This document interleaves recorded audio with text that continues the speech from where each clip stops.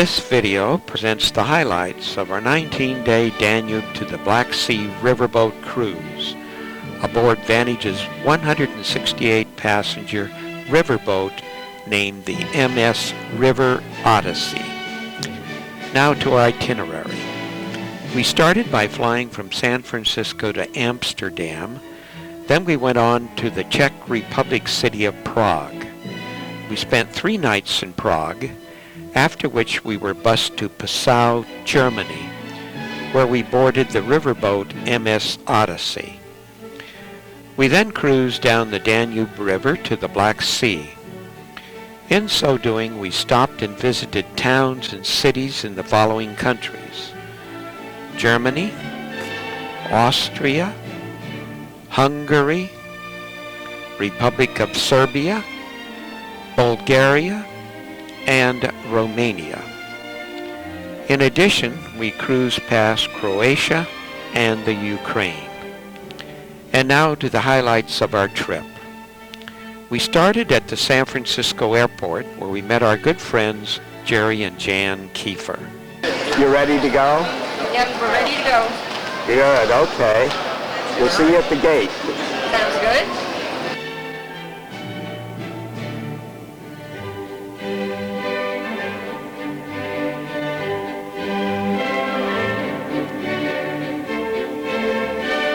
Crew members, I'd like to welcome you all aboard for this flight to Amsterdam. Arriving time tonight will be exactly 10 hours. Our flight from San Francisco took us up over Canada, Hudson Bay, Greenland, then across Scotland and England, and on into Amsterdam. Ladies and gentlemen, good morning from the flight deck. My name is Bob. I'm the first officer on this flight. That means we expect to land 20 minutes past 11, and that's local time in the morning. The weather for Amsterdam, a light easterly wind, only some high scattered clouds. I hope you've had a pleasant flight with us. Well, here we are in the Amsterdam International Terminal. We're at the gate awaiting what KLM calls their City Hopper service, which will take us to Prague. It's a 1.5-hour flight on a 103-passenger Fokker aircraft. By the way, our flight over was on a Boeing 777, which was configured for 327 passengers. As we climb to our cruise altitude, let's review a little history of Prague and the Czech Republic. Unfortunately, it's had a turbulent past, one with lots of invaders. In the 14th century, Prague was the capital of the Holy Roman Empire. This was followed by many centuries of political and religious strife, which resulted in many wars and rulers. And at the end of World War II, the communists seized the country. It wasn't until 1989 that the Czechs overthrew the communist rule. In 1992, the country was separated into 2 countries, Czech Republic and Slovakia. It's now coping with the difficulties and benefits of adapting to Western capitalization and establishing a new social and economic order. And here we are, landing at the airport there in Prague. On behalf of the captain and the crew, I'd like to thank you for choosing KLM City Hopper today. We hope you've enjoyed your flight with us, and we do look forward to being of service to you again in the future. Once again, we'd like to apologise for the late arrival of the aircraft today. We do hope this has not caused you too much inconvenience. Thank you and good day. Dames en heren, van harte welkom. Wilt u blijven zitten met uw stoelriem vast totdat... We're now in front of the Prague airport, and here's our transportation to take us to the Marriott Hotel. To start the evening off, Vantage had arranged a get-acquainted dinner for our group across the street in the Renaissance Hotel. It was a great meal, and after a good night's sleep, we got up the next morning. It's now Wednesday, June 2nd, and we had a delightful breakfast. And then we met in the hotel lobby for a Prague city and castle tour. This was to be led by a local guide, and here she is. Do the old town city walk, then you will have a time for shopping, as you were told earlier by your program managers, and then we will visit the Jewish quarter, the Jewish town. Yeah, that's Okay. good. So, shall we leave? We started our walking tour just a short distance from the hotel, here at what they called the People's House. It was built in 1905 and was the former site of the royal court. It's now a concert hall, and right adjacent was the entrance to the old town. And in front of it was one of over 200 cleverly painted cows that were placed around the capital city in a project that would end in an auction, the proceeds of which would be used for children's charity. The name of the cow is Lucky, but considering what the pigeons have been doing to it, I think it's misnamed. Is this the chessboard one? Yes, it is. Now back to our walking tour. We've just entered the old city through the tower and are on the medieval street that leads to the town square. We'll visit the town square later, but now we're on our way and have just reached the famous Charles Bridge, and our guide will tell us about it. The Charles Bridge, founded in 1357 by Charles IV, the Czech king and Roman emperor, as I told you, the most important ruler in the Czech history, I think. This was not the first bridge that was built over the river. There were two more bridges, but they were destroyed. One of them was wooden, so as the floods came quite often, it was taken by the river.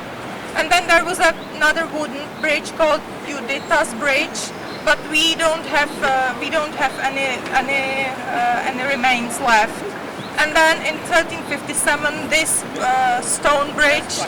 First of all, it was called Stone Bridge, and later it was called Charles Bridge after the king who founded it. Those statues you can see on both sides of the bridge.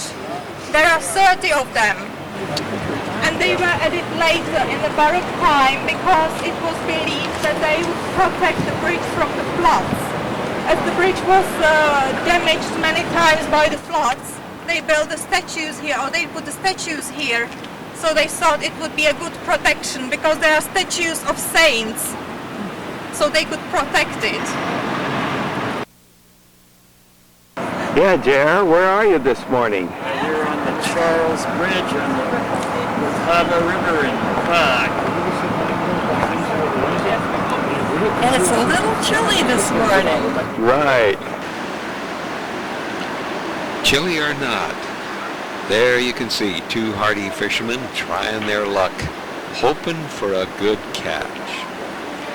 As we walked across the bridge, looking at the statues, we saw some lights and boats which turned out to be connected with a movie that was being made. We were told that the bridge is quite popular as a backdrop for movies and TV commercials. Here we see the ancient Prague castle in the background. Then we left the bridge and walked to the Jewish district. Our guide told us that the Jews were early settlers in Prague. However, in the 1700s, they became segregated from the Christian community, not only by their differences in creed, but also by a fence, a wall, or a moat. The result was there were over 7,000 living in a very confined ghetto. This is the old new synagogue, which dates back to the mid-13th century. It's the oldest in Europe. Adjacent is the Jewish town hall, and then a short distance down the street is the entrance to the old Jewish cemetery.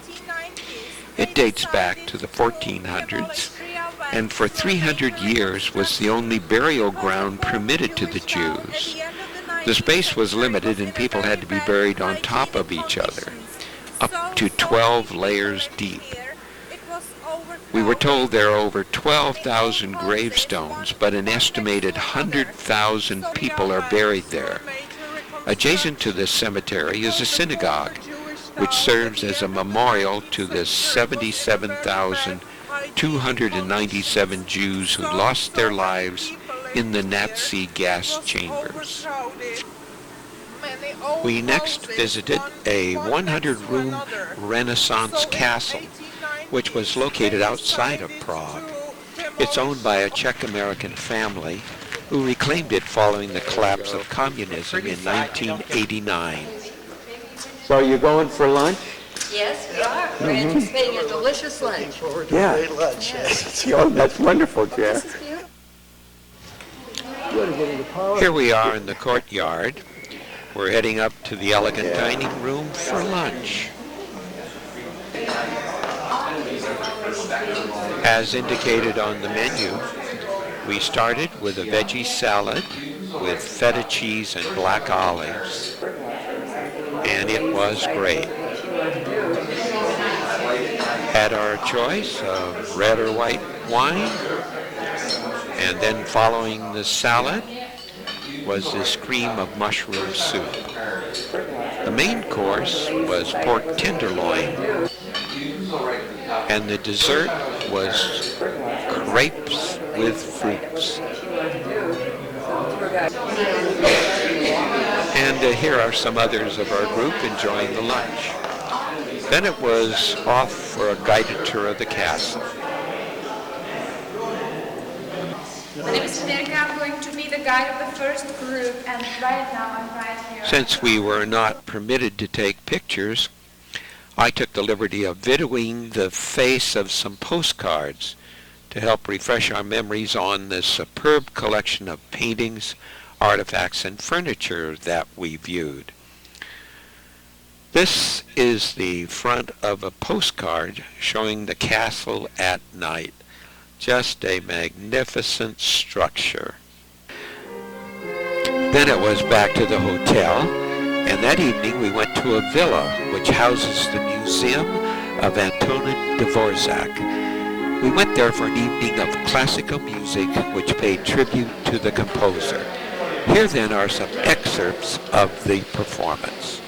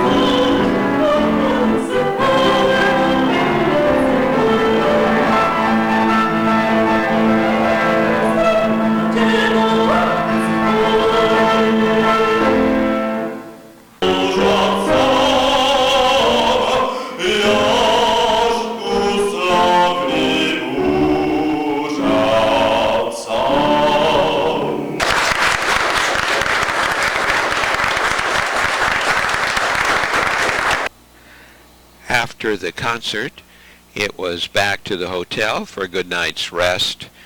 We woke up the next morning, and here it is, Wednesday, June 2nd. We have another interesting day scheduled, so let's get going. Good morning. Morning, how are you? Wonderful. You have a beautiful hotel. Oh, thank you very much. Yeah. Yeah, the best in Prague. Welcome on another tour, the Prague Castle tour. now we will do a bit of a panoramatic sightseeing, so it will take us about half an hour, 40 minutes to get to the Prague Castle. Here we are in front of the gate to the Royal Gardens. The castle dates back to the 9th century. The buildings enclosed by the castle walls include a palace, 3 churches, and a monastery. There's our guide. We're now at the entrance to the first courtyard. The castle has been rebuilt many times due to fires and invasions. Since 1918, it's been the seat of the President of the Republic. And right now, we're going into the St. Vitus Cathedral. The first church founded on this site was way back in the year 900. The work on the present cathedral began in the reign of Charles IV in the year 1344. The cathedral, as we see it today, was finished in 1929. And as you can see, the cathedral had some beautiful stained glass windows. The cathedral contains the tombs of Czech kings and is the seat of the Archbishop of Prague. Its architecture is an excellent example of Gothic. By the way, the church was named for St. Vitus, the patron saint of Bohemia. He was from Italy and died as a martyr in the year 300. Here we see the intricate carvings over the west door. We next visited the Great Hall in the Royal Palace. It was built in the 15th century and is immense. And you'll notice it has no supporting posts. It was used for many functions, including in tournaments of chivalry involving horses and knights. In leaving the palace, we stopped at what is called the Golden Lane, as shown in this picture.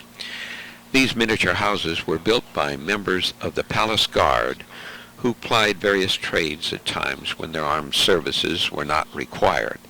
Today they're occupied by gift shops, and when we visited, there were wall-to-wall people jammed into this small area, and that included a pickpocket or two. We're now heading to the bus, going down a series of steps that took us down the hill, but it had, as you can see, a wonderful view of Prague. There's the Charles Bridge in the background.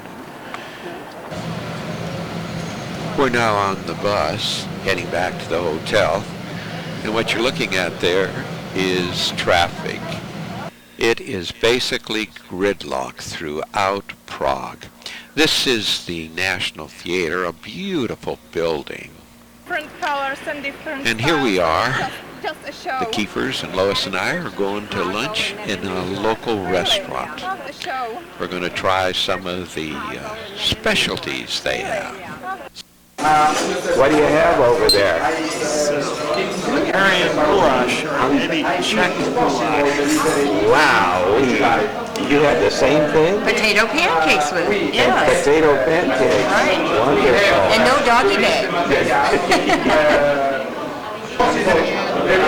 And I have, wow. Look at that plate. Just a show. And Lois had the same entree as Jerry, goulash. Following lunch, we revisited the Old Town Square. The most striking building is the Old Town Hall, which was built in the 1300s. It was damaged by the Nazis in 1945 during the Prague Uprising. One of the main attractions is the astronomical clock, which was built in 1490.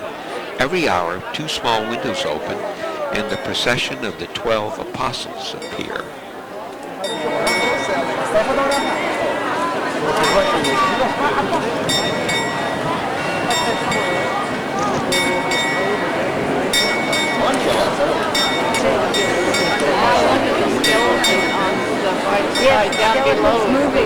Oh, is it?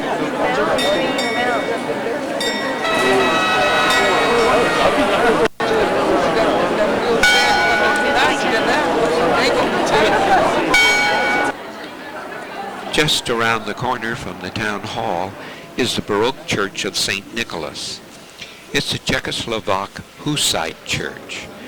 Its findings date back to the 15th century, when the priest and rector of University of Prague, John Hus, made a radical attempt to implement a reform of the church and society on the basis of the message of the Bible. The result was that Hus, in the year 1415, was burned at the stake as a heretic, but his ideas were taken up by a broadly based movement in the Czech lands. It was known as the Hussite movement, which attempts to bring together the essence of the Roman Catholic Church and the principle of the Reformation.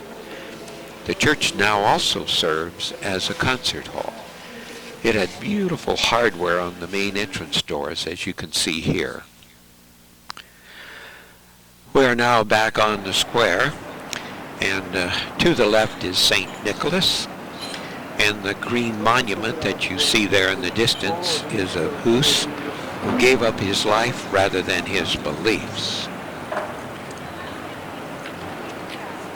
The towering church, which we see here, is the Church of Our Lady. Then it was a short walk back to the Marriott over cobblestones and ornamental manhole covers.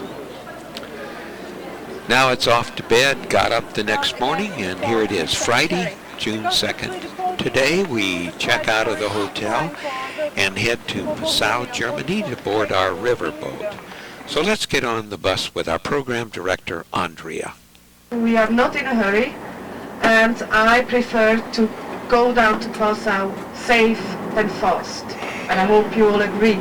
Yes. We will also have on the road pee-pee stop, but for emergencies we have also a pee-pee box with us in the bus. But if you have any problem, if you feel sick or anything, just please let me know. Well, we just sat back and enjoyed the scenery. We now have left the main highway and we're on our way to lunch, which is located in a small mountain village called Kabova Hut.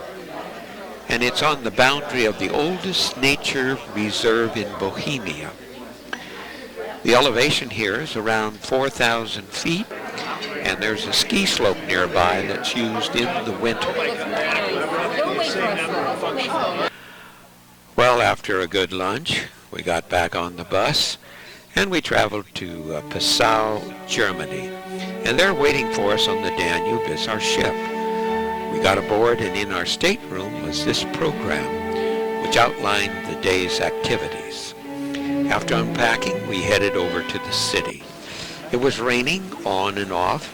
Since we toured the city before, we elected to visit just two churches. This is St. Paul's Church, which is located in the old town on a hill just opposite where our ship was docked. This is the high altar. The church was built in the year 1676. It replaced a previous church building destroyed by a fire that consumed the entire old town. This is St. Stephen's Cathedral, which is built on the old town's highest point. It too was rebuilt after the disastrous fire of 1662. It's not only famous for its Baroque style, frescoes, and intricate artistic stucco work, but it has the world's largest cathedral organ, which has 17,774 organ pipes, 233 stops, and 4 carillons. During our last visit, we heard the organ played, and that's what you're hearing now. Then it's back to the riverboat. Had a good dinner and night's sleep, and here it is, Saturday, June 5th. We're going to be heading to Dürnstein, Austria. So let's go out on deck. This marker buoy shows how swift the Danube flows to the Black Sea. We're now approaching Dürnstein, a small town in the heart of a beautiful wine region.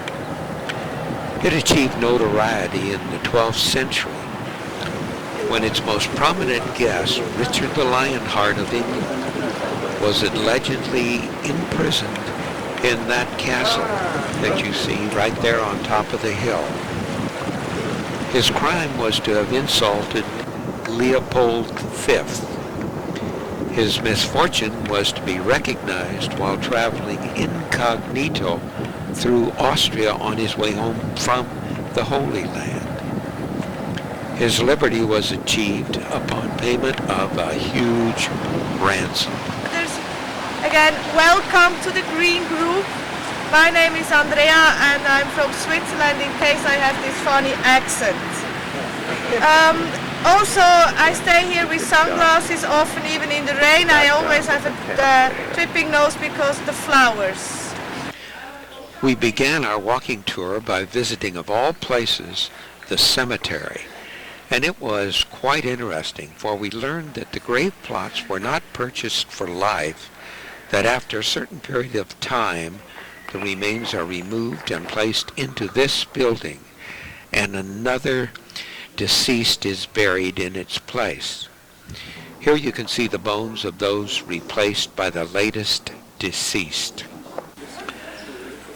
We're now on the main street of the village, which is a quaint walking-only medieval cobblestone street with wine taverns and quaint 16th and 18th century houses.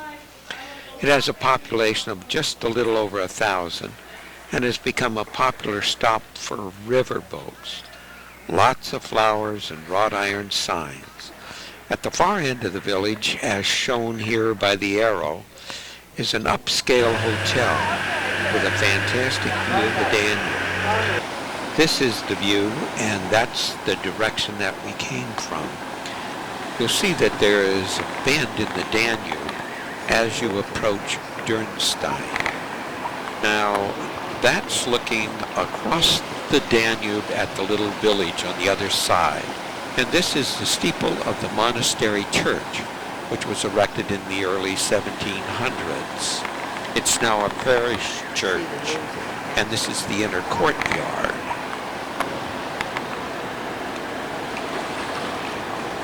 And where are you, Jer? Well, we're in Dürnstein. And you're standing under what? An arch.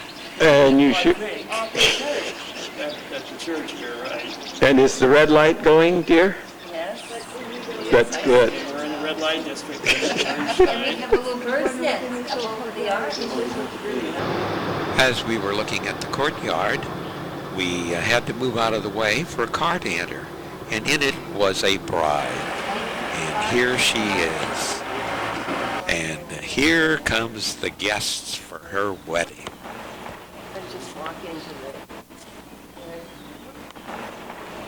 From the church, we walked back to the entrance to the village, enjoying a view of the vineyards. Well, it's time to head back to the ship, for we're going to be departing shortly.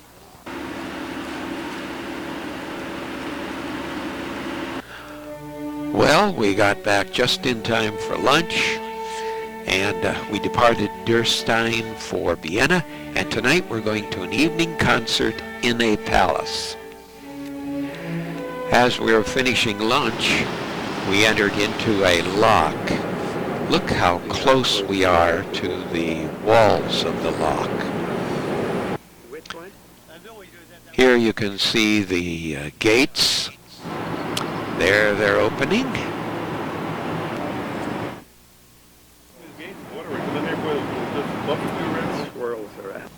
We are now approaching Vienna, and there seems to be more activity along the shoreline. We saw a number of these small fishing barges, most with a net on the stern. Some appeared to be locked up, others had people living on them. We're now passing under one of the lowest bridges on the Danube. Sure glad it isn't high tide. Looks like they've got a thing connecting these two boats here. Here comes another one. It's a railway bridge. And right ahead is what's called the Danube Tower. It's approximately 800 feet tall, and was constructed in 1964 for a Viennese Gardens exhibition. There's a revolving restaurant on top, and believe it or not, they do bungee jumping from it.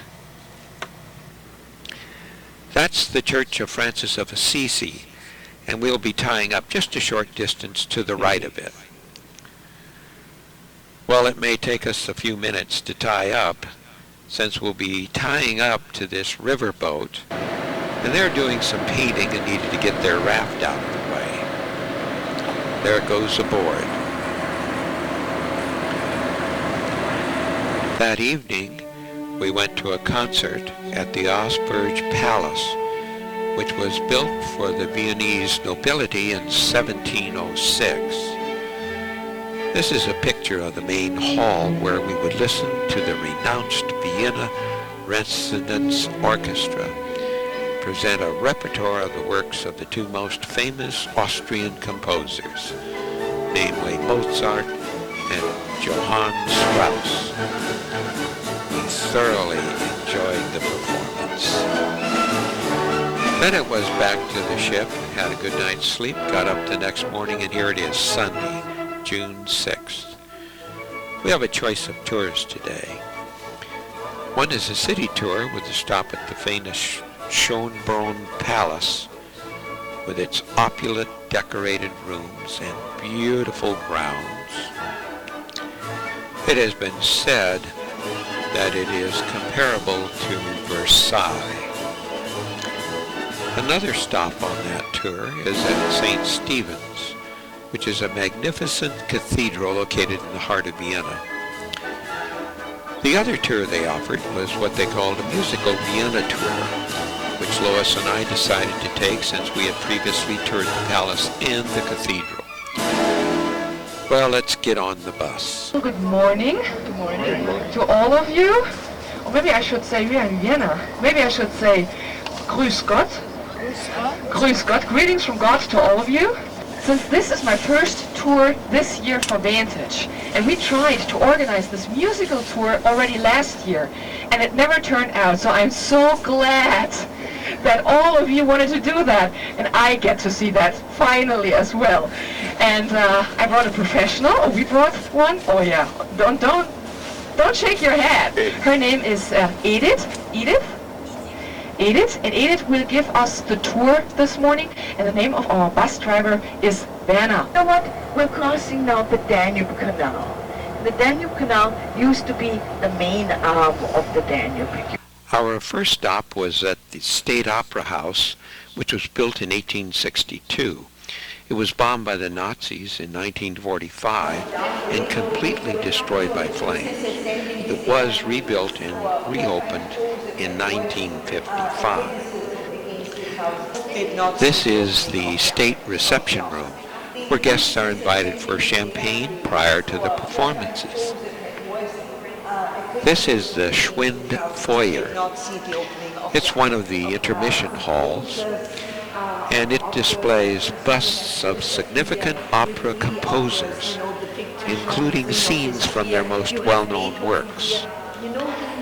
The scenes were painted by Moritz von Schwind, who, with a last name spelled exactly like ours, could be a shirt-tail relative. Do you think so? I don't think so. Nobody in our family's that talented. This is another of the intermission halls. Has some exquisite artwork. Now we will go into the auditorium, which seats 1,700 and has standing room for 500. You'll notice that it's quite noisy. That's because they're setting up the stage for a new performance. Now let's listen to our guide. In 1999, the Opera House was closed for 2 years because they modernized the stage. It had to be modernized. And it's now one of the most modern stages in Europe. We have hydraulic staging. We have electronic flyers. The stage is done of 4 parts: the main stage, the back stage, the side stages. And one part of the stage can be lowered 11 meters into the depth. And when you saw Aida, it was done in such a way that you see the eye. In the meantime, they are doing the staging 11 meters below. And, and then they just bring it up. And it can be changed within 40 seconds. Within 40 seconds. The Opera House has 1,000 people working here, except of the orchestra, 450 stage hands, but 1,000 people working all together. But I was telling you, the size of the stage is 1,700 meters. Now, I'm not very good in changing it into yards or into feet. Three times. Yeah. But if you consider, if you take the giant Ferris wheel and you lie it flat onto the stage, it would be short of 4 meters. So it gives you an idea what the size of the stage is. It gives you this idea. What we don't see at the moment now is the Iron Curtain. But our Iron Curtain weighs 12 tons, and it can be lowered within 8 seconds. Which ticket price? The ticket price. Now, the first 3 rows, you pay 180 euros. Where we're sitting now, you pay 120 euros. The boxes, the first rows in the boxes is 127 euros, and you can get a seat in the back. You can have a seat for 20 euros, but you can't see. And then the standing tickets are 2 euros for here, and upstairs way up on top 3 euros. The story of the Vienna Philharmonic and the women, maybe that interests you. The Vienna Philharmonic were founded in 1852. An old traditional orchestra, and of course at that time all the orchestras were only male. Why the Vienna Philharmonic resisted accepting women for so long was not because they thought that women can't do as good a job musically as men can do by any means. But you see, the Vienna Philharmonic, an independent orchestra that travels, that, every year Carnegie Hall, every year Paris, every year London, they have subscription concerts in Carnegie Hall, in Paris and London. They travel all over the world. They travel to Japan every year.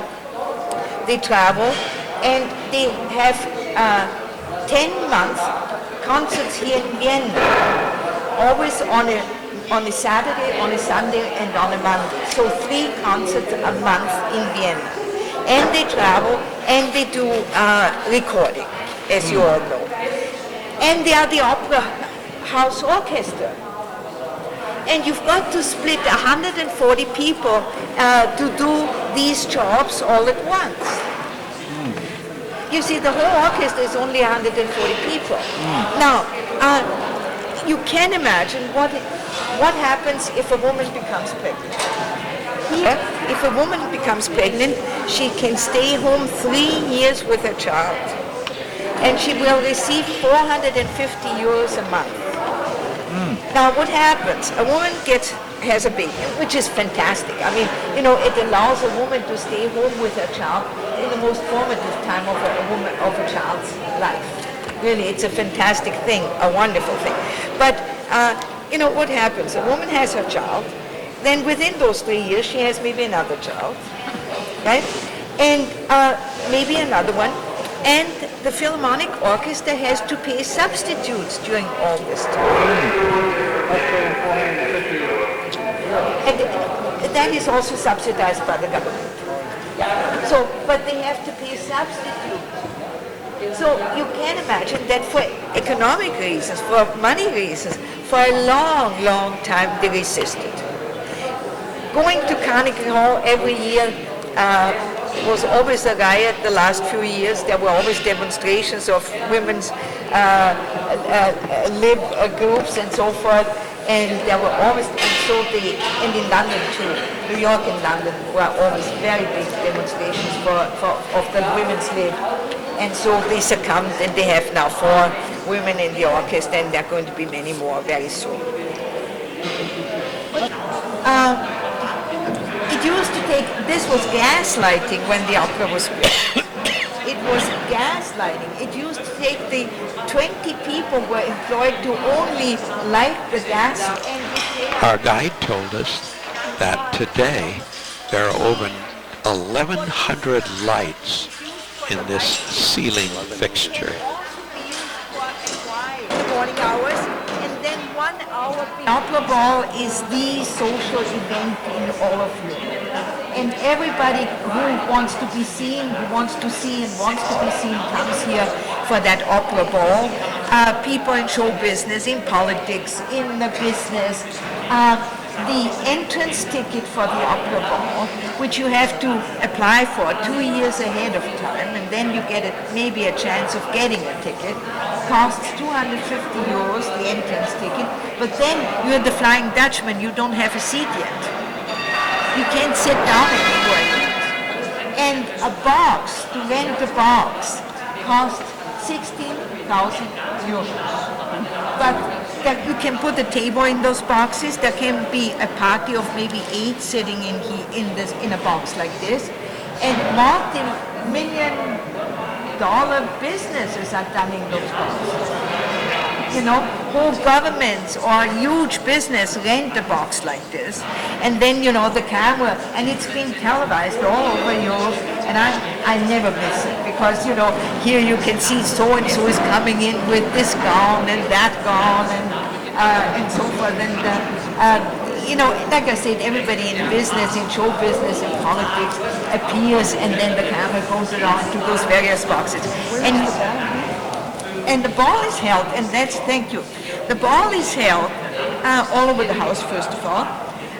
But here, as a floor is being put in to be the same height to the stage. These all disappear. The floor becomes the same height than the stage, so you have that whole stage and all of this ballroom. And in all the intermission rooms that we saw upstairs, different bands and different orchestras play. So you can go from one room to another, and you know, you have modern orchestras in there and rock and roll in there and whatever, and you can go and dance to Burned Opera House. I think you'll agree we sure had a well-informed guide. By the way, we learned later that her husband played with the Vienna Symphony and is now retired. Our next stop was here in the city park to view the monument to the King of Waltz, Johann Strauss. A short distance from the monument was this building, which was called the Kursalon. It was built in the 1800s and was and still is a popular concert coffee house. We then went to a second-floor apartment over a McDonald's fast food restaurant, and that's where Johann Strauss lived when he composed his famous waltzes. It's now a museum. Our knowledgeable guide then walked us through the museum, giving us a wealth of information on Johann Strauss's life. Johann Strauss, the younger, was 19 years old when he performed that first concert here in Vienna. And the next day, the newspapers would write, "Good night, Joseph Lanner." Joseph Lanner and Johann Strauss were the founders of waltz music. They somehow took the Austrian Volksmusik and did it in the 3/4 beat and were the founders of waltz music. So the newspapers, after this concert of the 19-year-old Johann Strauss, wrote, "Good night, Joseph Lange. Good evening, Johann Strauss' father. Good morning, Johann Strauss' son. So at 19, the son had already topped the fame of the father. You have here Johann Strauss, the younger, then the younger brother Joseph Strauss, and the youngest brother Eduard Strauss. Beautiful Eddie, they used to call him. It was very good looking. And Joseph Strauss became an engineer. He became an architect. And then when Johann Strauss started to compose operettas, his first wife, Henriette Treff, said, look, your talent is too great for just conducting, making little compositions and conducting light operettas. And he wrote the back and whatnot. And when he started, so the others started to become musicians and conducted. And like I said, it was a music industry. They went from, there were concerts going on with the Strauss brothers on one evening in different parts of the city. And they went from one concert to another, conducting a little bit here and there.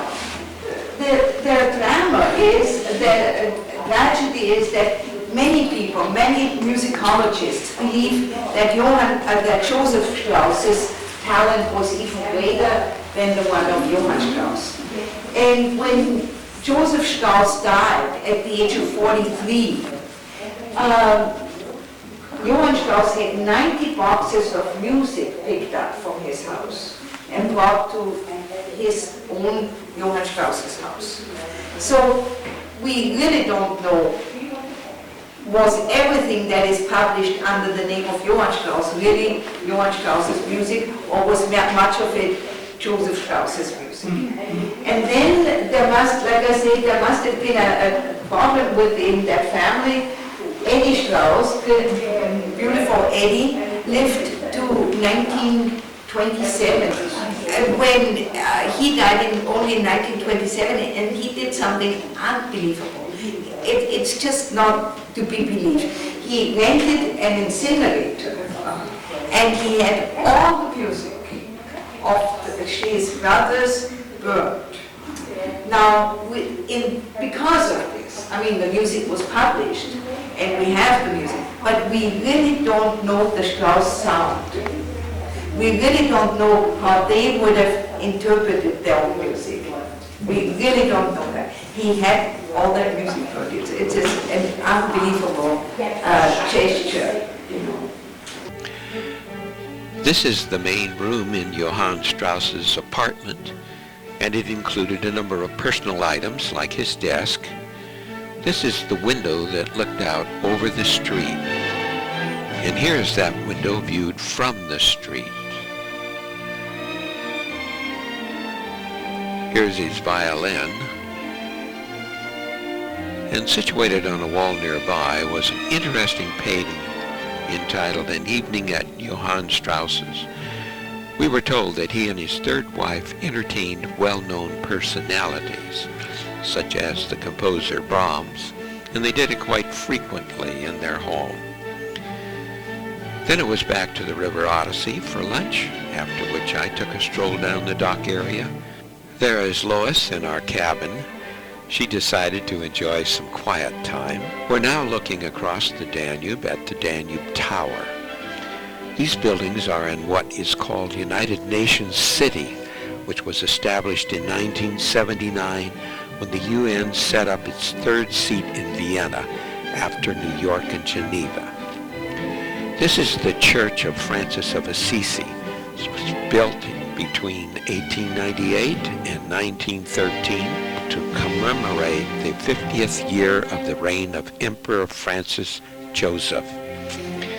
That's the bridge going over to the United Nations City. As you can see, it was a gorgeous day. This collection of bicycles belonged to that riverboat. It advertised cycling tours. Then it was back to the River Odyssey. That evening, after the cocktail hour and port talk, we boarded a bus and departed for dinner at the oldest and most famous wine tavern in Vienna.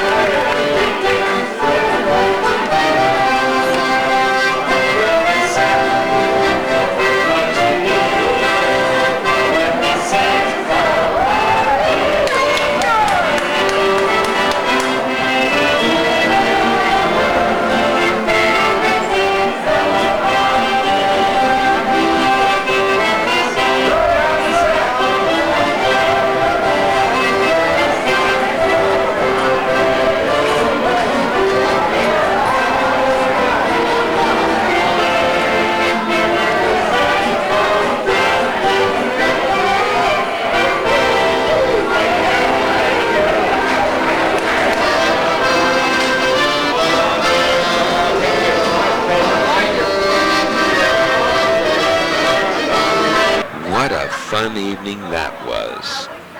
I've never seen so much food, and that accordion player, he could play any song from memory.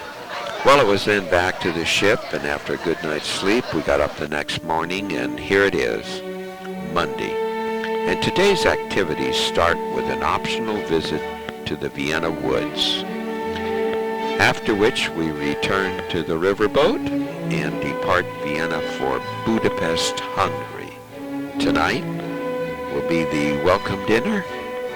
Gosh, there's a lot on the agenda today, so let's get on the bus and get going. We're going to the Vienna woods, to the southern Vienna woods. Vienna is surrounded in the north, in the west, in the south by the hills of the Northern Alps. We are first going to visit a monastery, an abbey, a Cistercian monastery that was built in the 12th century. And when we go into this monastery, I think you'll also have this feeling, but I always have the feeling then that I'm stepping into a time machine, and that I'm being put back in time into the 12th century, and that I'm sort of watching this monastic life that was going on in those monasteries.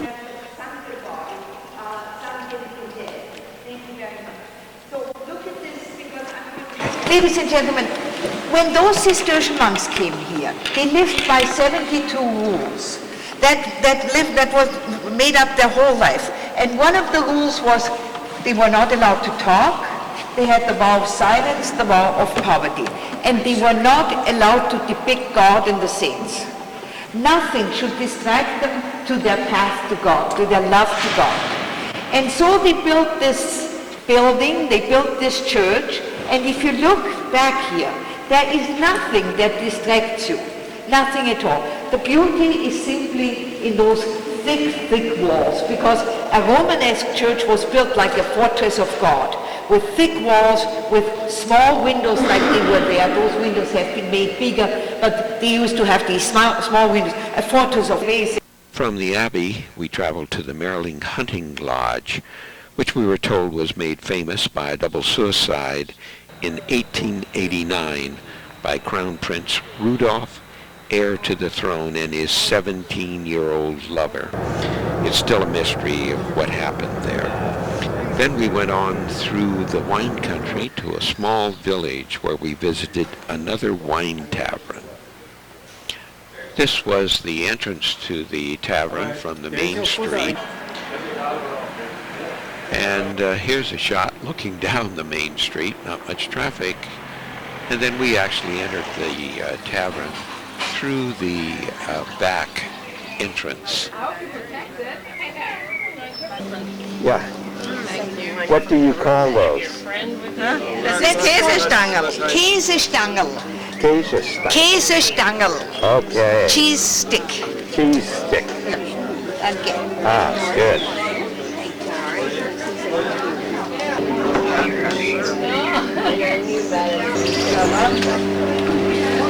Great day, George. Jan was right. It was a beautiful day.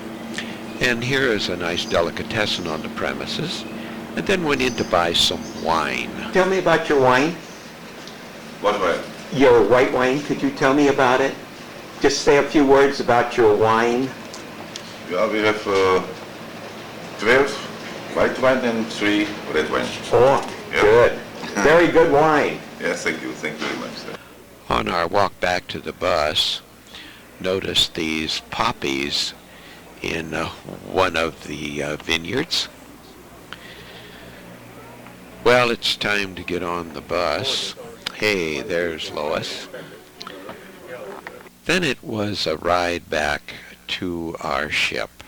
We're now on our way to Budapest, and we've come into the first lock.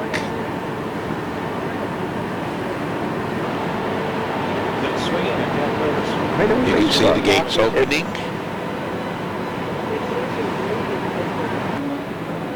And here we're sailing out of the lock.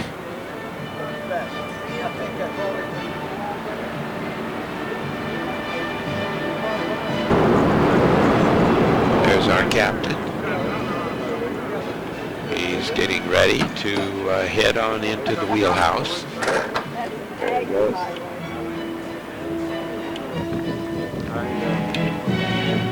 Then we sat in one of the deck chairs and enjoyed the sights as we traveled down the Danube.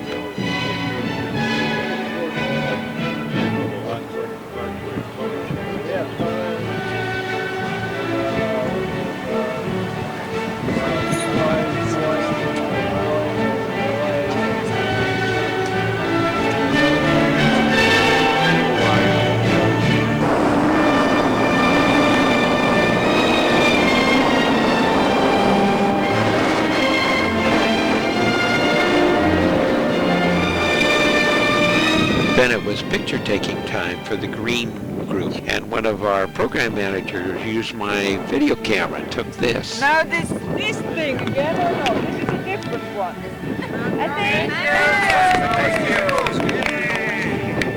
And here's a picture of our program directors. There's Nadja on the left, and then Andrea. She was the head of the green team, which we were in, Monica and Barbara. After the picture taking, we just sat back down again and enjoyed the scenery.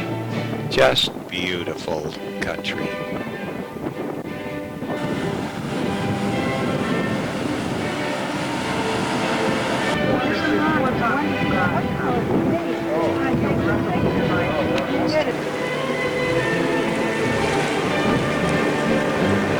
That's Slovakia. On this side.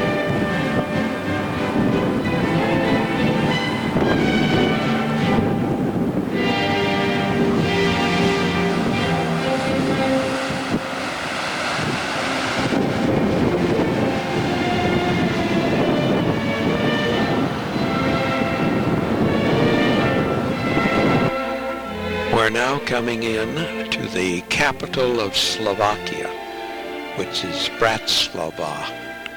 And you'll notice on the center of the diagram is a tower, and here it is. And by the way, on top of that tower is a restaurant.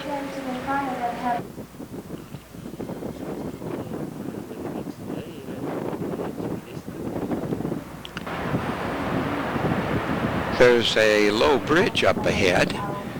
So what they did was to lower the structure so that we'd have proper clearance when we go under it. Jer is just checking them out. Good for you, Jerry.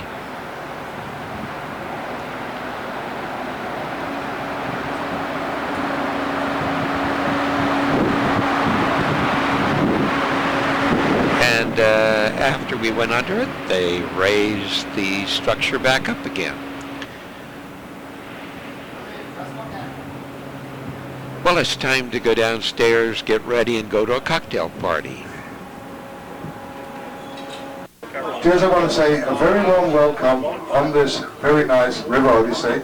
I hope you realize that you're on a trip down to the Black Sea. And I just want to tell you, the way down, you will see a lot of difference. I think that's very important to know because it's a real different world down there. Don't want to make you afraid, but just no, just about the places you see is a lot of poorness next to the river as well. So don't be wondering about that.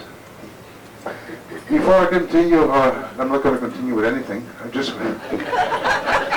want to introduce my crew tonight. At least the nautical part, and after that Yves will introduce the hotel department. And first of all, next to me is Helmut, our engineer from Germany. Of course, the guys who are doing outside, who are tying up the ship, cleaning up the ship, repairing, painting. You saw them working in Vienna. It's Istvan from Hungary, it's our sailor. And Peter from Slovakia. One more sailor, but I have to excuse him. He's pretty busy doing a job right now, so I apologize for that. And of course, before I continue, I want to give up the mic to our lovely Eve, and she will introduce the hotel crew to you. Thank you, guys. Thank you very much, Captain. Okay, for those who do not know me, I'm Evie. I'm from Switzerland. I'm the assistant from the hotel manager, Jörg, who is over there. You know him already. And I'm very proud to introduce you tonight, this evening, our hotel department. I will start, I think, with one of the most important department. What do you think? Which department is this? Food. Oh, yes, bingo, 100 points for you, sir. Yeah. Okay, we will start with the kitchen. Jürgen Benuit, kitchen chief from Germany. A big happy birthday, Roman, to you. Robert from Hungary. Peter, our connoisseur from Slovakia. Balázs from Hungary. Peter from Slovakia. Balázs from Hungary. Robert from Hungary. Simon from Germany. And Joshua from Slovakia.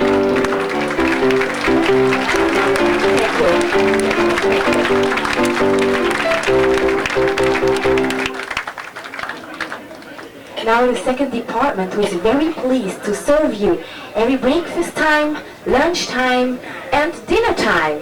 The restaurant. I start with our maitre d' Laszlo Ardai from Hungary. Then followed by Attila from Hungary, Robbie from Hungary, Andrei from Slovakia, Eva from Hungary, Gabor from Hungary, Martina from Slovakia, Beata from Hungary, and Andras from Hungary. Thank you so much.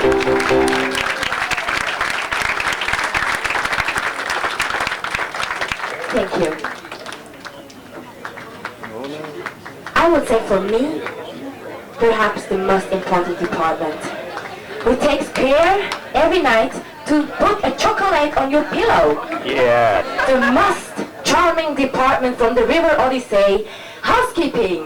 We have our housekeeping chief from Bulgaria, Claudia from Slovenia, Olga from Slovenia, Sofia, Hungary, Monica, Hungary, Monica, Slovakia, and Anna, Slovakia.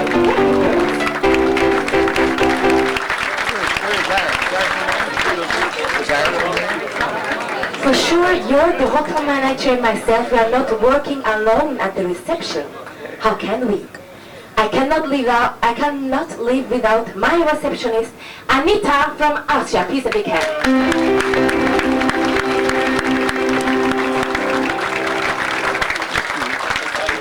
And for sure, our beautiful men at the bar with Jack, Robert, and... Then it was off to the dining room for the captain's welcome dinner. And as you can see, we're going to start off with a nice appetizer with Sorrento ham, followed by another appetizer, a hot one. Then we're going to have some sherbet, and our entrees will be roasted loin of veal, or a vegetarian, and cream brulee for dessert. Wow. And wine's included this evening. And there's our table mates, Jerry and Jan. And here's our appetizer salad. And there's our hot appetizer. And there is the roasted loin of veal and cream brulee. We're having dinner, but look at that block. You outdid yourself. Yeah? It was wonderful. Thanks a lot. Very nice. We did a little dancing, and then we turned in and got up the next morning, and here it is, Tuesday, June 8th. You'll note there that there might be a possibility of a face check. That's when the immigration people come aboard and check your face against your passport. Well, that didn't happen. Today there are two tours offered. One is a panoramic city tour of Budapest, and the other will take you to the Royal Palace and the synagogue. And since we had taken the tour of the city before, we elected to do the latter. And tonight there'll be Hungarian entertainment in the lounge area. So let's get going. The local guide's name is easier. That's Kathy. And Kathy is going to be with us.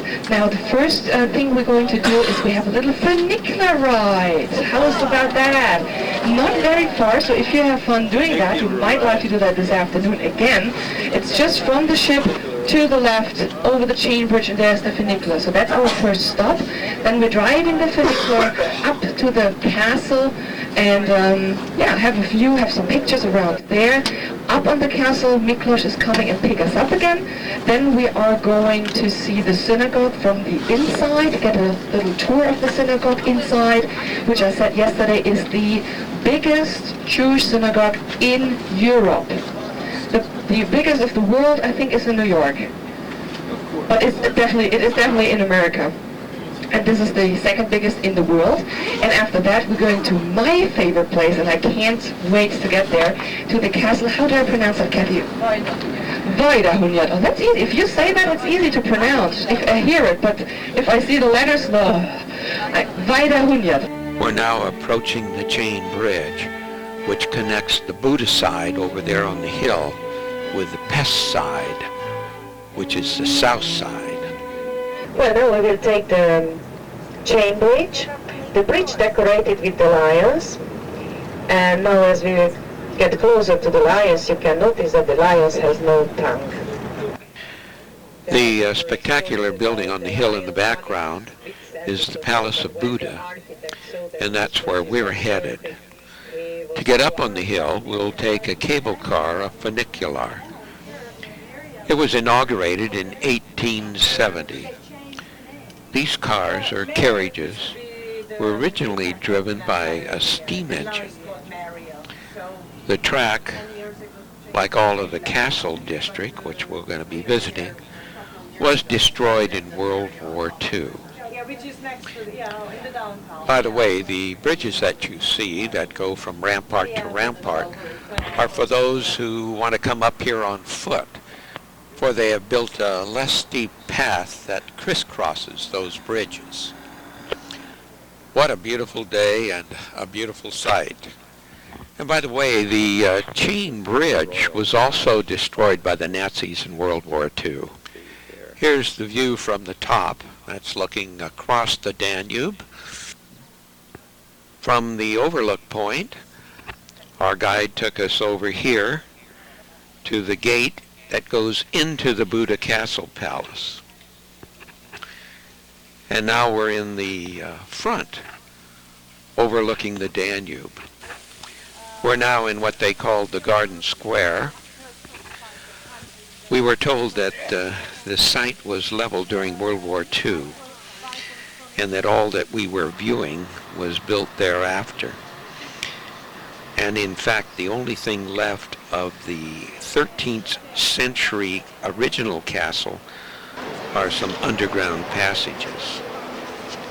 These beautifully restored buildings now house the Hungarian National Gallery, the Museum of Contemporary Art, and the National Library, which has over 2 million books. From the palace, we traveled back over the chain bridge to the inner city of Pest, where we visited the world's second largest and Europe's largest synagogue.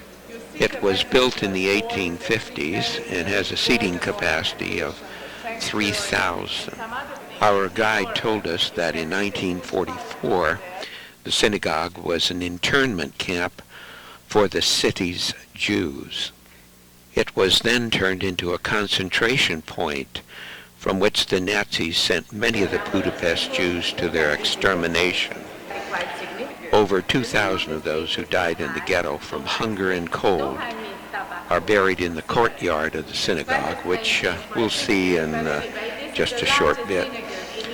The synagogue was also used as a shelter, and towards the end of World War II, the building suffered some severe damage from aerial raids during the battle for the liberation of Budapest. It was only after the return to democracy in Hungary that renovation works could start, and they were completed in 1996. We are now in the rear courtyard of the synagogue, where monuments are dedicated to the memory of the 600,000 Hungarian Jews who perished in the Holocaust. The focal point is this metal weeping willow tree whose leaves bear the inscriptions with the names of the victims.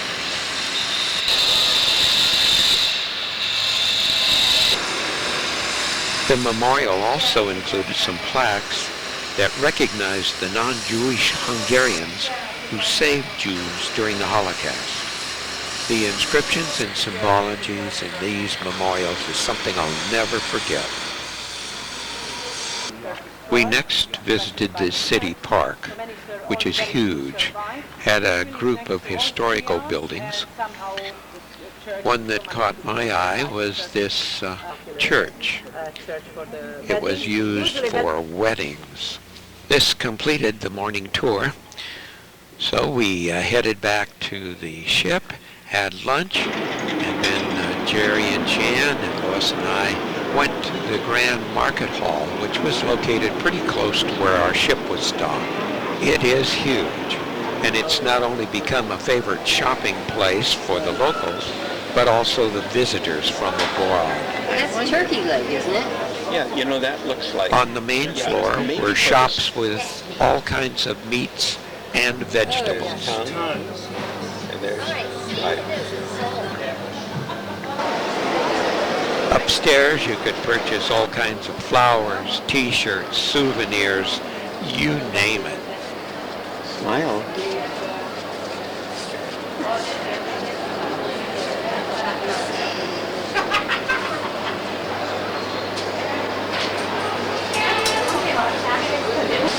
We're now in the basement. Here they had all kinds of seafood and fish. And when they say fresh fish, they meant fresh fish. How gross. We then went over to the walking street, and as we were sitting there, a group came marching down the street. One of the marchers gave me this note, and as you can see it says, "We demand legal and material security in Hungary." Well, when we got back to the ship, looked out of our room, and this was an interesting barge. You can see it had a billboard. Then we got around, went to dinner, and this evening is some entertainment, so let's go.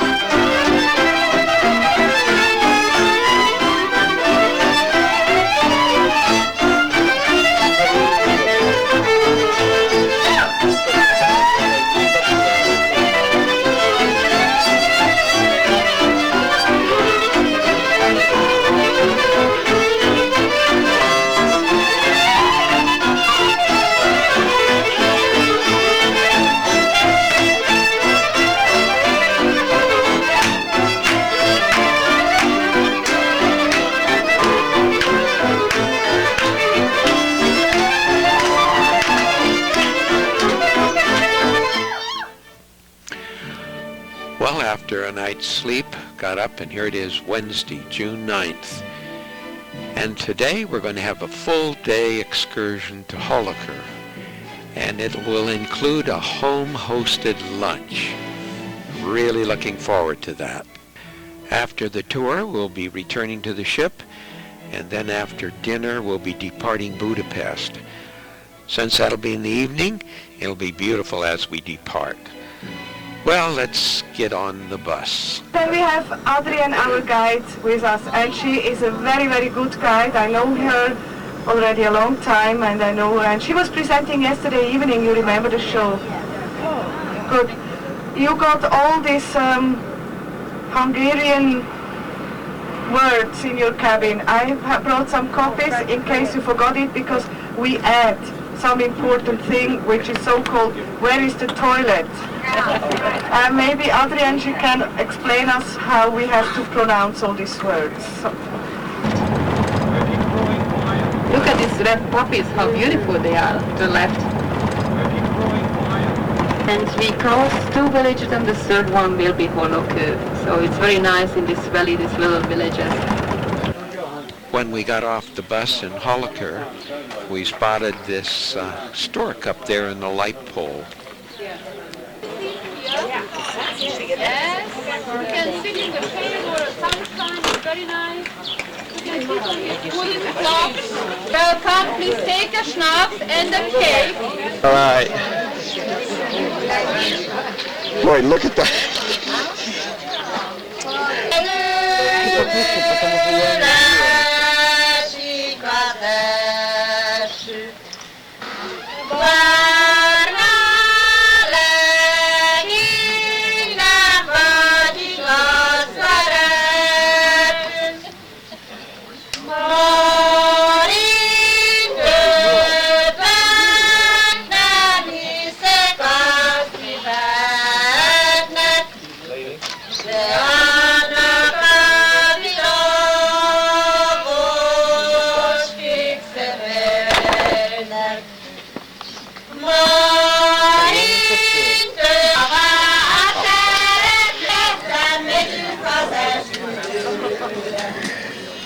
You know how many legs they have. And if you want, we can count how many skirts the ladies have. So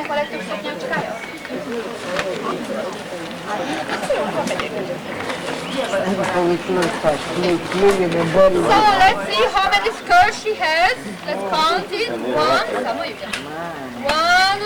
2, 3, 4, 5, 6, and the 7. 7. She's a married woman. Yeah? Yeah, there's a 7. She can show you the 7, the short one as well. So,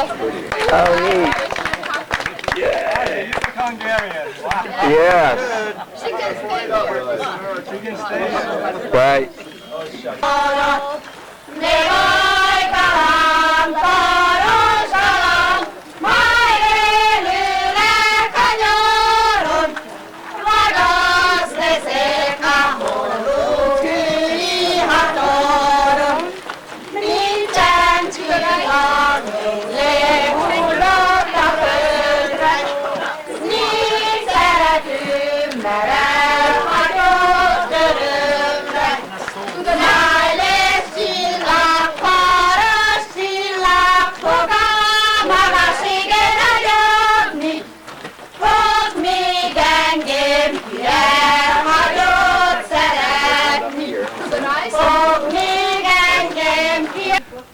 We then went into the old town.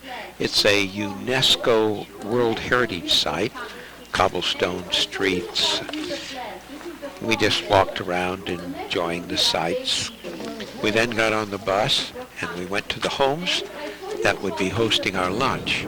At each stop, our guide would assign several of us to the waiting host's home and give us a little information on them. The grandchildren, twins, Adam and Eve. Adam and Eve. Okay, 10 of you, please follow me.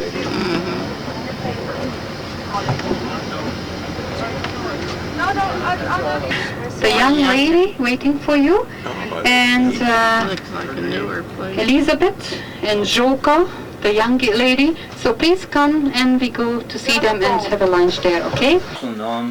We were invited into the dining room, sat down, and that's our hostess. She's serving us, It's a different kind. and that's homemade wine. Where's that? In the corner. Yeah, right. Standing in the corner. Yeah. And here comes some soup out of their small kitchen, which is located right adjacent to where we were eating. Everything was so nicely fixed and served, so clean in there too. See if you'll pass your plate on. And then look over there. These were homemade pickles, and boy, were they good. Last year we were, France or Germany. It's difficult with this spoon. Everything was homemade and delicious. There are different kinds. I think this is I'll take you all. Four generations. Wow. We even had coffee after our lunch, and everything was served so nicely. And I'll bet on their Sunday best dishes. Then someone wanted to know, how did she prepare this dish? Dishes. Thank you. It is sort of your. Okay, then That's the other way, when you don't have it, you put it in front, and then you cut it in little. Our host family represented 4 generations: the baby, the mom, the grandmother, and the great-grandmother. All I can say is yo-yo, yo-yo, yo-yo. Yeah, I can turn it that way and you can see yourself. You're such a pretty girl, too. The dog. It has all the petticoats. Then we went to the living room, and Andrea asked, who all lives in the house? It's her with her husband, daughter, her brother, and the mother and the father. 6. Yes. And the grandmother, she lives in the village. In the village. But this is really nice. She's very good. Yes. All good times finally come to an end, and so we left, went out to get on the bus, and look here.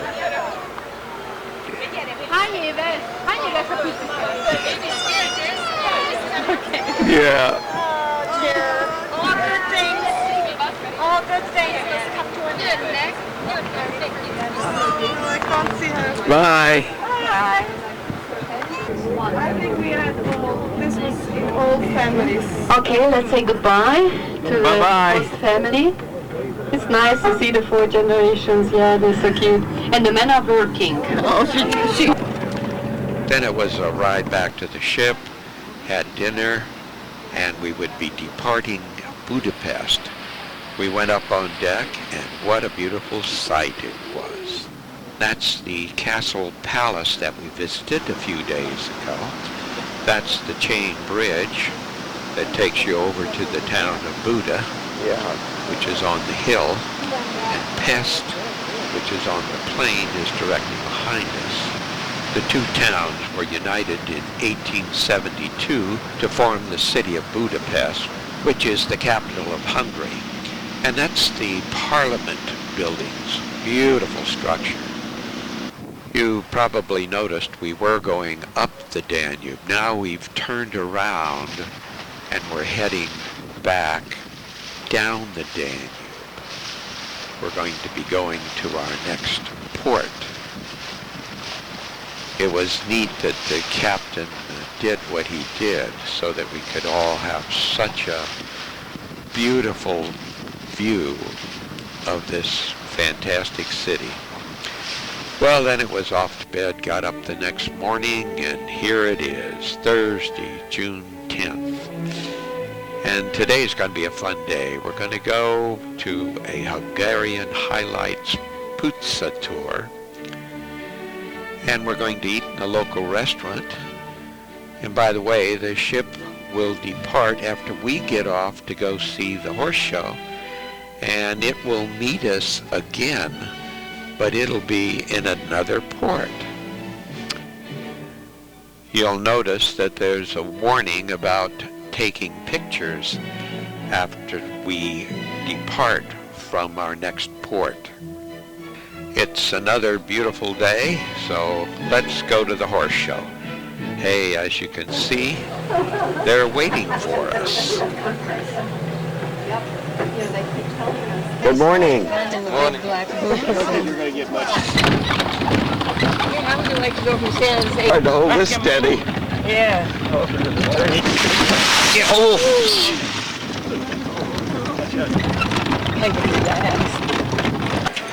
Well, after that rough ride, we arrived at the ranch area. After a sip of the strong liqueur, looked up the road and look at these long-horned sheep. Amazing. Since we hadn't eaten for an hour, it's time to have a little something.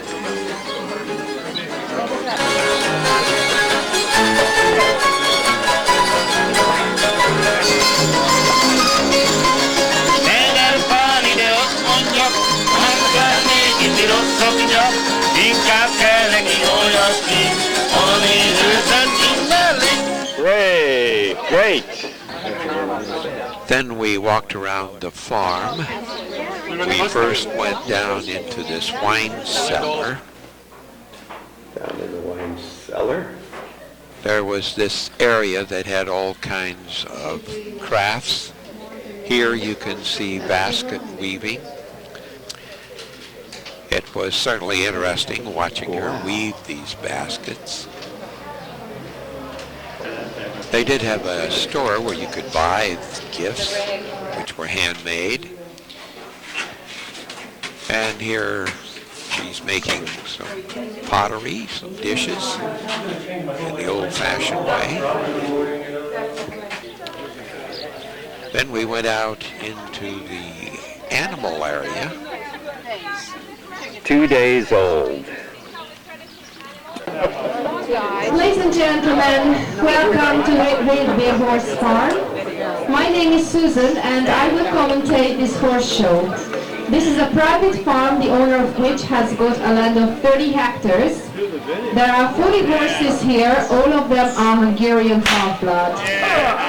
Ladies and gentlemen, first of all you can see the chariot, the wagon, which is drawn by oxen. In former times, such horse wagons were drawn by oxen because they are very good and very strong. And now, ladies and gentlemen, the horse riders of the farm are coming to welcome you. Please welcome the riders of this farm.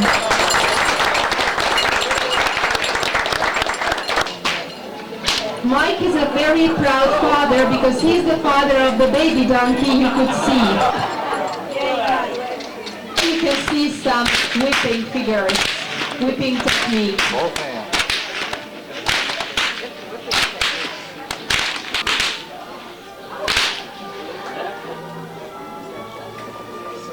And now you will see something very special for horses. They are sitting on the ground like dogs. Yeah, It is very unusual for that horses. is unusual. This is what is called the doggy position. Yeah, look at that.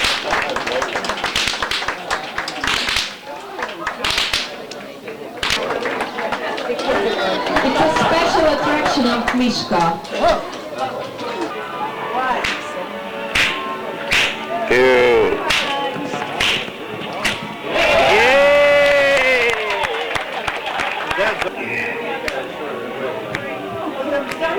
And now let's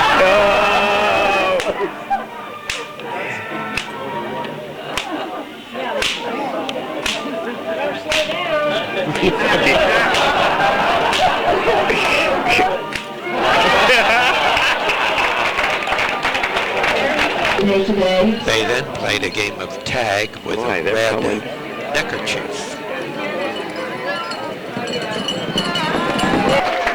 Who is the winner?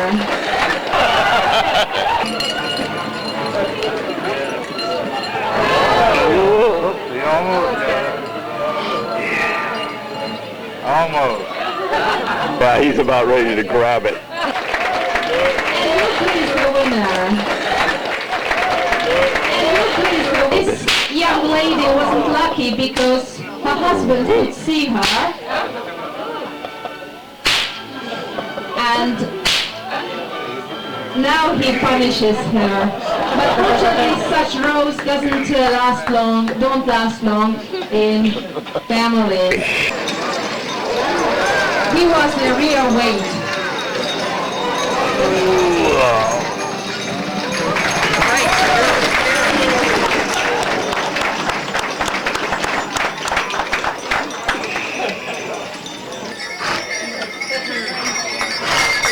Ladies and gentlemen, welcome the Colt 5 in hand.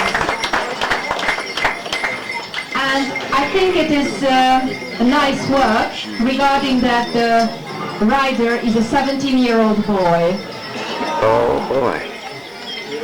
Ladies and gentlemen, this Colt 5 has got a story. Colt was an Austrian painter who had a dream one night.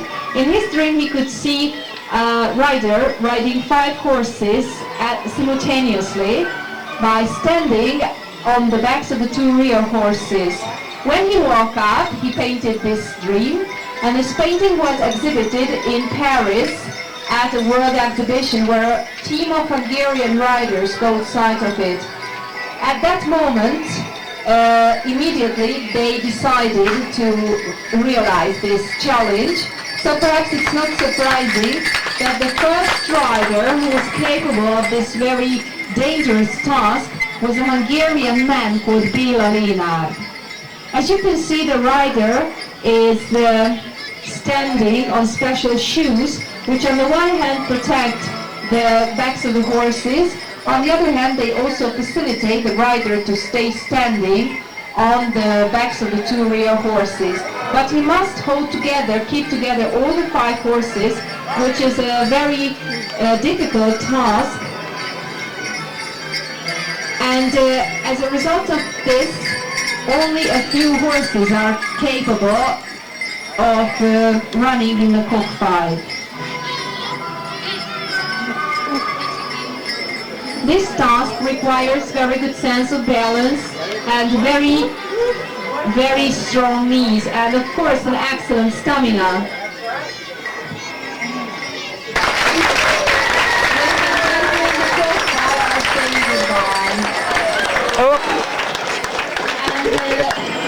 What a finale. This is the end of the horse show. With a goodbye wave to our bus, we headed off for lunch. Passed a number of fields of poppies and seen a stork up here in the pole. And here we are. There's where we're going to have lunch. It's right there on the Danube. We were eating inside in this large dining room. There we are. And here is what we had for lunch. As Duke says, boy, I sure know how to eat. He is right. And they had a lot of very talented people doing crafts work.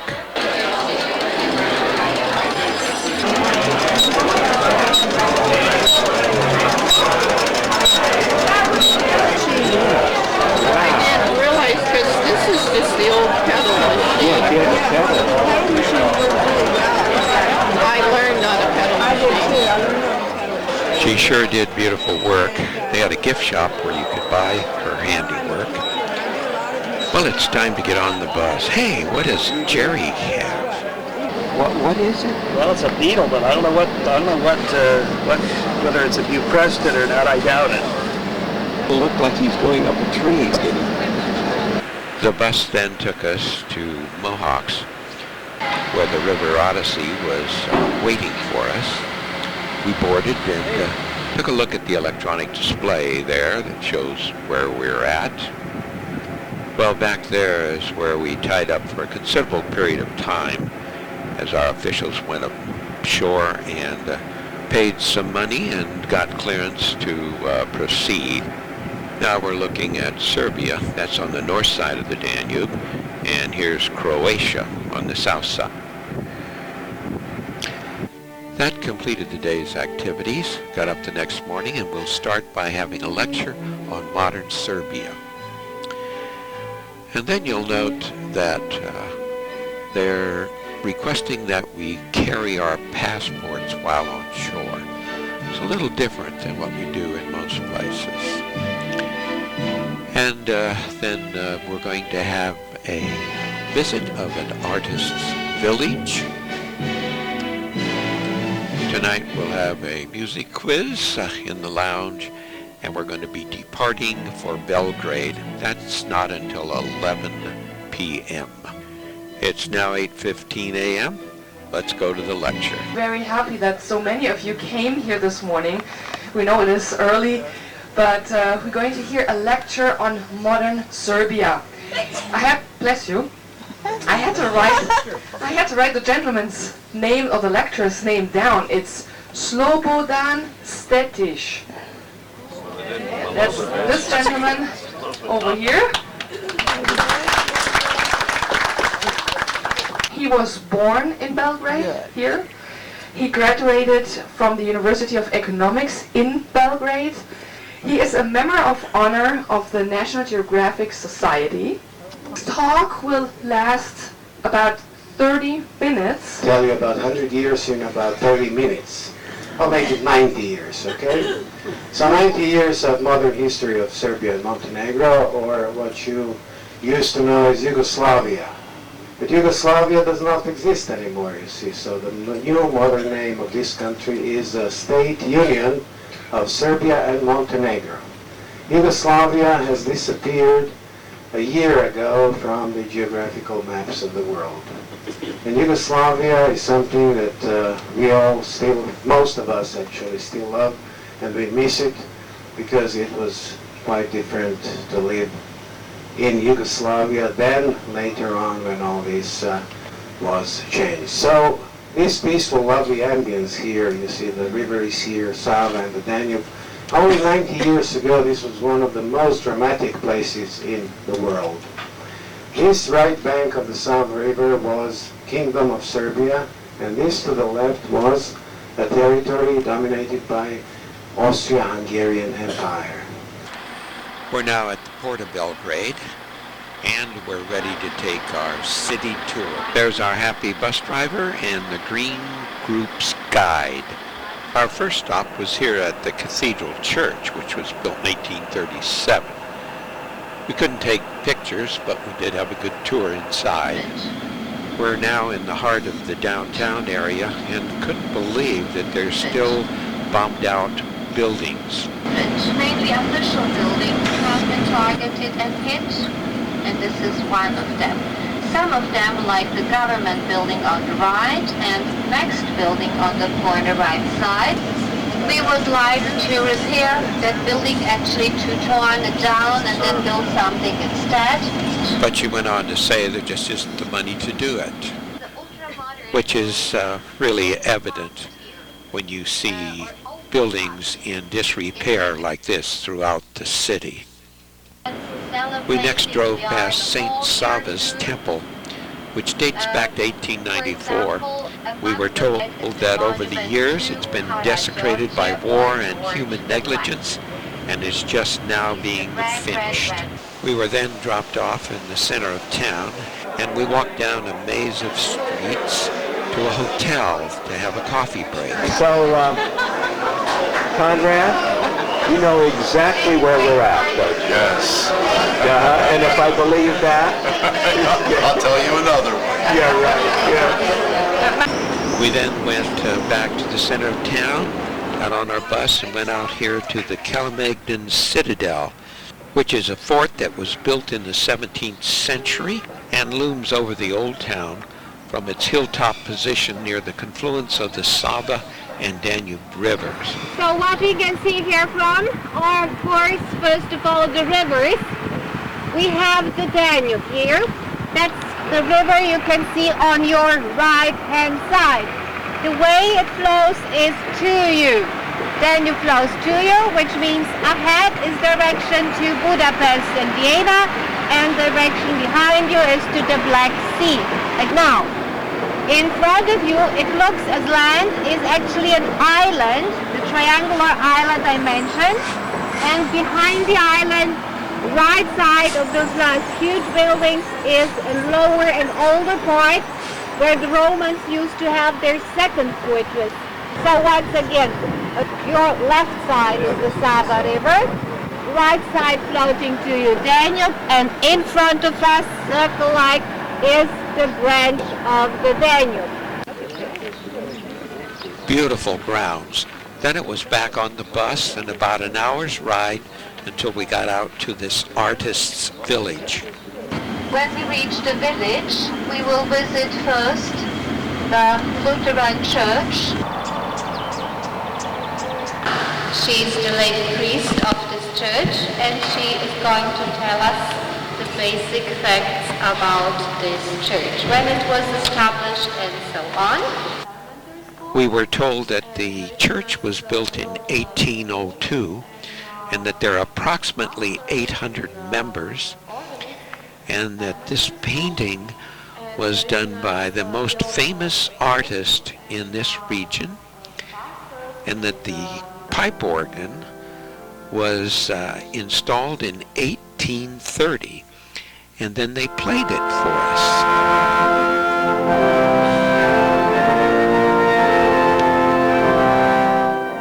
Then we headed across the street to a famous artist's house. But right next door was this little girl. What a sweet girl. And her dad was there and couldn't speak English, but they waved at me. Bye-bye. This then is the artist's house. Quite a unique designs on the side and color scheme. Then we went inside. This house, its interior and exterior is typically Slovakian. Most typical, I would say, is the furniture, as you will find out, very specific beds.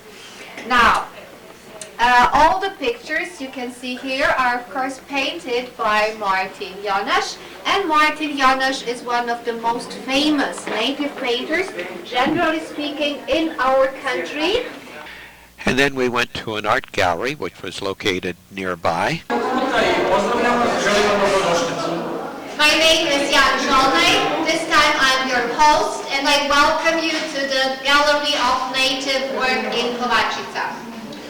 Sama Kovačica kao mesto koje je pretežno slovačko postoji već sada već 202 godine, a naivna umetnost u njoj postoji 52 godine, znači pre 2 godine bili jubilej 50 i 200 godina. The village of Kovačica exists 202 years, and the Gallery of Native Painting exists 52 years. So 2 years ago we had the anniversary 200 years since Slovakian people have come to this area, settled down, and established the village, and 50 years since they have established the gallery. Što je prikazano na onoj velikoj slici koju je naslikao Jan Glozik, to je doseljavanje Slovaka, i na njoj se nalazi tačno 200 ljudi. There in the next room you can see a very large picture, the largest here in this gallery.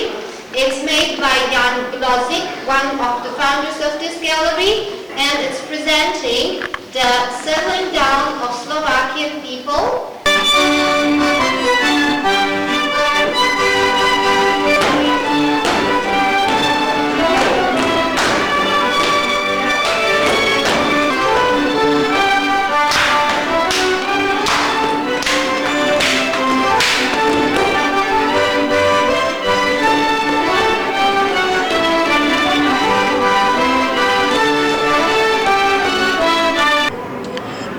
We're now back at the ship in our cabin, and directly across you can see that houseboat that was severely damaged. We of course have been tied up here on the Sava River. That's the bridge that goes into Budapest. And look how beautifully that bridge is lit at night. Well, it's now approaching 11 o'clock and we're casting off. That steeple there is from the Serbian Orthodox Cathedral that we visited earlier in the day. Another look at the bridge. And up there on the fortress is the monument that we stood in front of. You can see some people up there now. When our guide told us the layout of the two rivers there, the importance of which, she said, Belgrade's history is 23 centuries long. 20 times it was destroyed and rebuilt. Why? Because of the geopolitical and strategic position of Belgrade being on the junction of two large rivers, Sava and Danube. Well, that ended our day with a hope for a peaceful and better life for those people. As you can see, today is Saturday, and today will be a day of scenic cruising through Danube's Iron Gates, which is a spectacular section of the river with towering cliffs. When we first got out this morning, it was pretty foggy, but then fortunately it burned off. Wow, wait till you see what's pushing this. That's quite a load. We're now coming into a series of gorges known as the Iron Gates. It forms a part of the boundary between former Yugoslavia, now called Serbia, and Romania. The gorges wind their way through the Carpathian and Balkan mountains, and this route was once an impenetrable obstacle to shipping. The gorge was cleared of rock obstructions in the 1860s. This is the narrowest part. It's about 500 feet wide, and it has a depth of up to 150 feet. And in fact, it's the deepest gorge in Europe. We're now coming to a secret cave.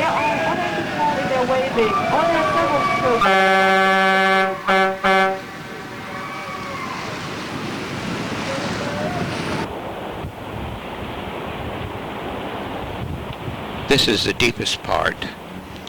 It's about 330 feet.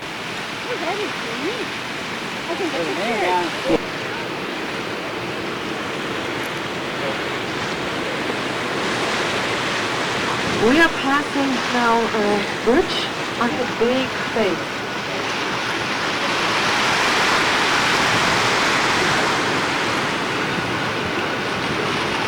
You may have seen this face and setting, for it appears in a number of travel magazines.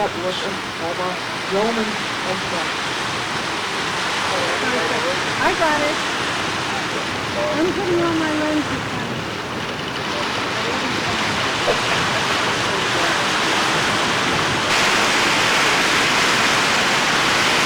There's lots of fishing along this stretch of the Danube. Boy, look at that net. Yeah. There's Randy and Ginny just taking it easy out there, sunning themselves. Hey, look at that. He caught a big one. You probably noticed how calm the water has been. Well, it wasn't that way years ago before they put in a huge hydroelectric dam, which tamed the rapids.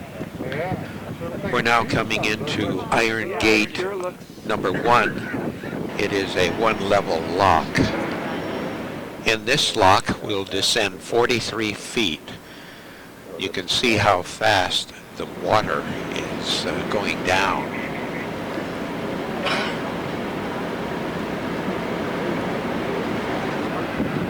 We're now looking aft, and here we are looking forward again, and you can see that the lock is opening. There you can see the hydroelectric plant.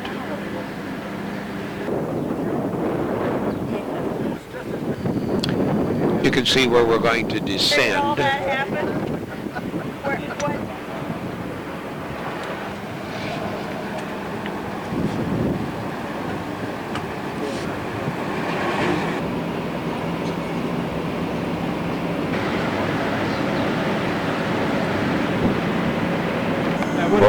doing now? Getting the river up?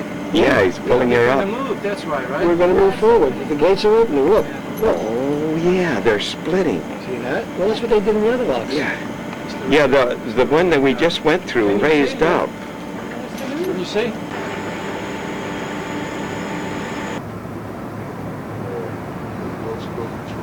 Well, we just exited Iron Gate number 1.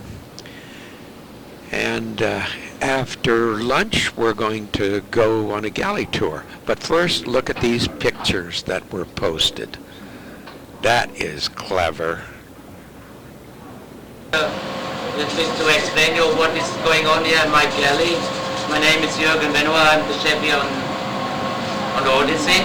Galley, I work in 10 people in the galley with me together. I'm in charge for everything.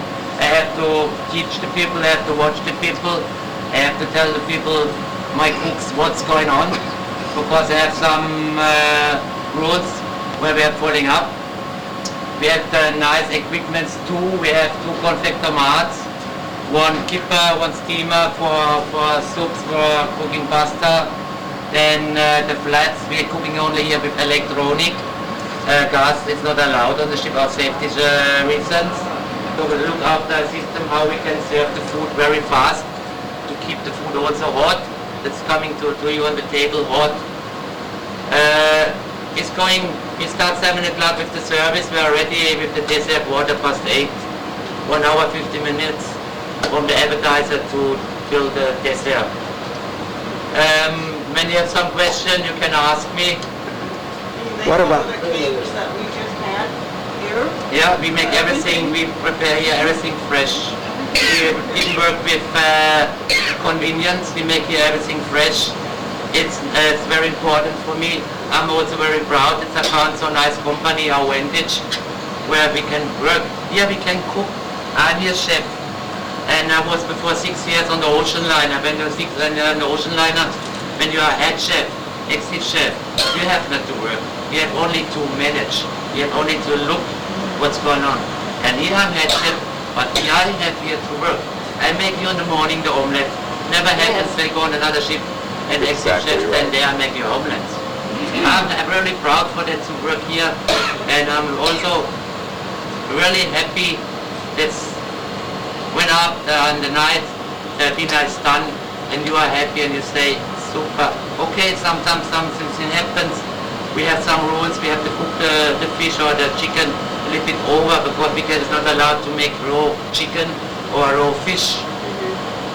That's why we have some rules, and sorry for that. But number 1 is for me and for my team, our job. Right. The job is our guest. How many languages do you have to speak to cook? Oh, this is an interesting question. Normally you can speak 10. But after 10 beers, I speak 20. Generally, you have to speak English and German. Oh, and your crew cannot. Yeah, our crew have to speak English and German. Okay, you have sometimes the cook, we start to learn English. And we help him, we give him a good training. And it is also nice from the company that people are changed to can work on this ship, you know. And so it's not so too easy to communicate, but the body language is also interesting, you know. You can tell the people a lot with your hand, with your... When the girls come down, the waitresses and all that, where do they pick up the food? And okay, the waiter's coming down here. Stand here. Yeah. Then he said, Laszlo stand also there, and Laszlo said to me, okay, 4 meat, 2 fish, 2 vegetarian. Then we make ready, it's going there. Waiter's coming, pick it up, turn around, it's going this way back. So it's right here? From here, and then pick it up. Okay. Always table 1 by 1. And that's the main course we make ready in 10 minutes, 160 main course, no problem. We are very fast. When we finished the tour, we used the same stairs that the waiters and waitresses use. And we came up into the dining room, and then we headed to our cabin. And it's intermission time. We'll see you in part 2.